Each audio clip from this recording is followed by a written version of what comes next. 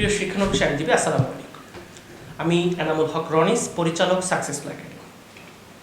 Bar council প্রিলির প্রস্তুতি সংক্রান্ত একটি ফ্রি কোর্স আমরা শুরু করতে যাচ্ছি।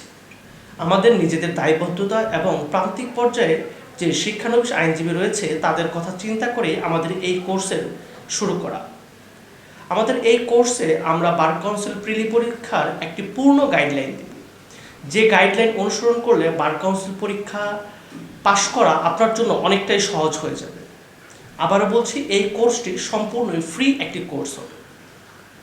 এই কোর্সের প্রত্যেকটা সাবজেক্টে আমরা একটা নির্দিষ্ট পরিমাণ ভিডিও আপনাদেরকে প্রোভাইড করব, যে ভিডিওগুলো আমাদের সাকসেসফুল একাডেমির ফেসবুক পেজ এবং ইউটিউব চ্যানেলে আপনারা পেয়ে যাবেন। তো আজকের তারই প্রেক্ষাপটে আজকের এই ভিডিও কোর্সের কাজ শুরু করা। আমাদের বার কাউন্সিল প্রিলিমিনারি কোর্সের প্রথম যে আইনটি দিয়ে আমরা শুরু করব সেটি হচ্ছে সুনির্দিষ্ট প্রতিকার আইন 1877। আজকে এই আইনের মাধ্যমে আমাদের এই কোর্সের যাত্রা শুরু হবে। চলুন আমরা এই কোর্সটি শুরু করি।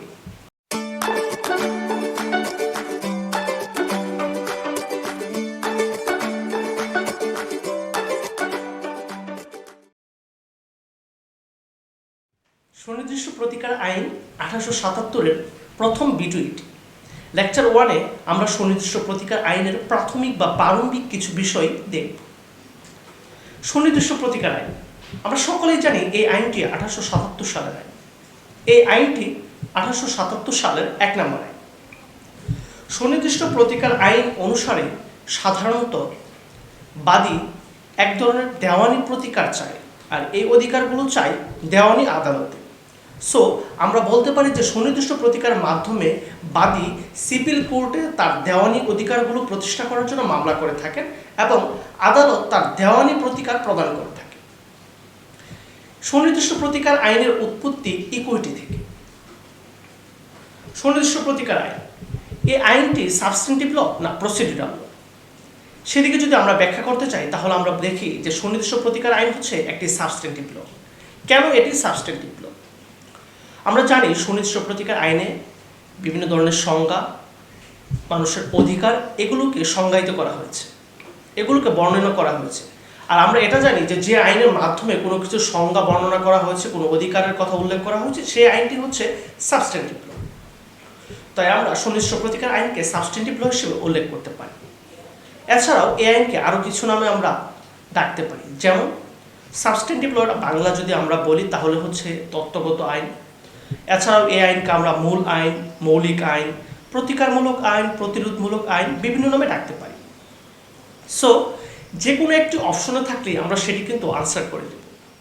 এবার সুনির্দিষ্ট প্রতিকার আইন সম্পর্কে কিছু তথ্য তুলে ধরার চেষ্টা করছি। সুনির্দিষ্ট প্রতিকার আইন, এই আইনে টোটাল 57টি সেকশন রয়েছে। এর মধ্যে যদিও বর্তমান সময়ে 8টি সেকশন বাতিল হয়ে গেছে। এই আইনের মোট 3টি অংশ এবং 10টা অধ্যায় রয়েছে। সুনির্দিষ্ট প্রতিকার আইন 1877 সালের 7 ফেব্রুয়ারি পাশ হয়। এই আইনটি যে খসড়া প্রণয়ন করেন বা এই আইনের জনক বলা হয় ডক্টর উইটলি স্টককে, যিনি এই আইনের খসড়া প্রণয়ন করেন 1877 সালে।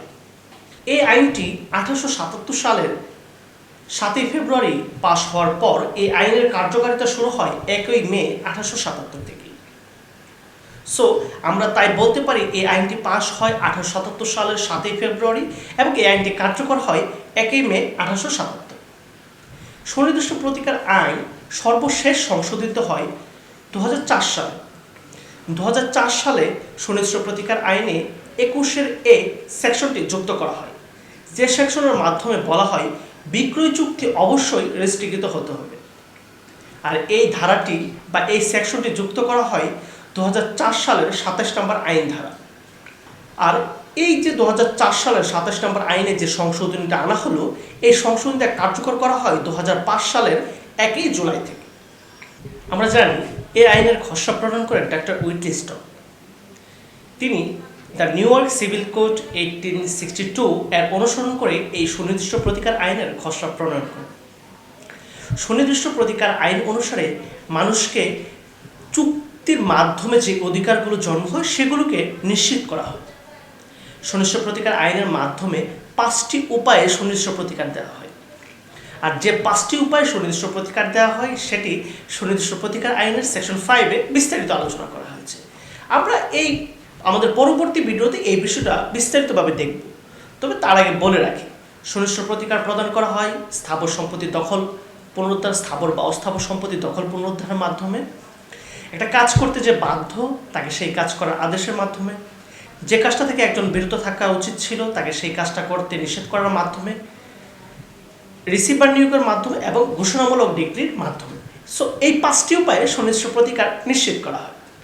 আমরা জানি যেহেতু সুনির্দিষ্ট প্রতিকার আইন একটি দেওয়ানি প্রকৃতির আইন, তাই এই আইন অনুসারে দণ্ড দেওয়া যায় বা শাস্তি দেওয়া যায় এমন কোনো অপরাধের বিচার করা যাবে না।